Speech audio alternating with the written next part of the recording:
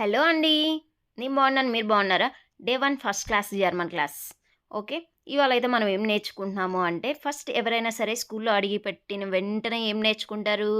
అ, ఆలు లేదా ఏబీసీడీ. ఓకేనా? దీంట్లో అయితే అ, ఆలు అంటే ఏబీసీడీలే కదా జర్మన్‌లో అయితే. సో, జర్మన్‌లో ఏబీసీడీలు ఎలా పలుకుతారు అనేసైతే చూసేద్దాం. మనకి ఇంగ్లీష్‌లో అయితే వేరుగా ఉంటుంది. అండ్ జర్మన్‌లో అయితే వేరుగా ఉంటుంది. అండ్ ఇంకోటేంటి అంటే కొన్ని కొన్ని ఇంగ్లీష్‌లో ఎలా ఉంటాయో అలాగే ఉంటది ప్రొనౌన్సింగ్. రిమైనింగ్ అన్నీ కొన్ని చేంజ్ అవుతాయి. మనం అండ్ సెంటెన్స్ మనం చదివేటప్పుడు కూడా, లెసన్ మనం చదివేటప్పుడు కూడా వీటిని మనం కంపల్సరీగా యూజ్ చేయాలి. లేకపోతే అస్సలు మీకు ప్రొనౌన్సింగ్ రాదు. అండ్ జర్మన్ వర్డ్స్ పలకడానికి మీకు చాలా కష్టమవుతుందనమాట. సో, ఇప్పుడు నేను చెప్తా ఉంటాను. నా వెనకాల మీరు కూడా చెప్తూ ఉండండి. ఓకేనా? ఆ, బే, సే, డే, ఏ, ఎఫ్, గే, హా, ఇ,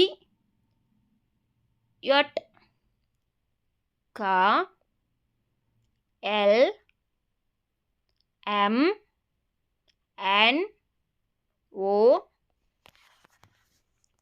పే, కు, ఎర్, ఎస్, టే, ఓ, ఫౌ, వి, ఇక్స్, ఇప్సిలాన్, జెడ్. ఓకే. ఆ తర్వాత ఏంటి అంటే ఓవెల్స్. మనకి ఇంగ్లీష్‌లో ఎలా అయితే ఓవెల్స్ ఉంటాయో, అలాగే జర్మన్‌లో కూడా ఓవెల్స్ లాగా ఒక 4 క్యారెక్టర్స్ ఉంటాయన్నమాట. ఉమ్లౌట్స్ అని అంటారనమాట. Special characters. ఓకే. ఉమ్లౌట్స్. ఉమ్లౌట్స్ అంటే అలా పలకాలి. అలా. ఓకే. ఉమ్లౌట్స్ ఎలా ప్రొనౌన్స్ చేయాలో చూద్దాము.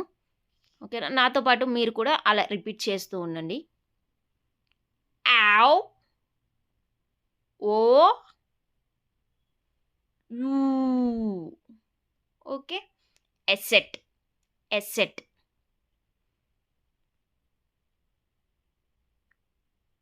ఓకే. అర్థమైందా? ఇది మళ్ళీ మళ్ళీ రిపీట్ చేసుకుంటూ, స్టాప్ చేసుకుంటూ మీరైతే ఇలాగే అయితే ప్రాక్టీస్ చేయండి.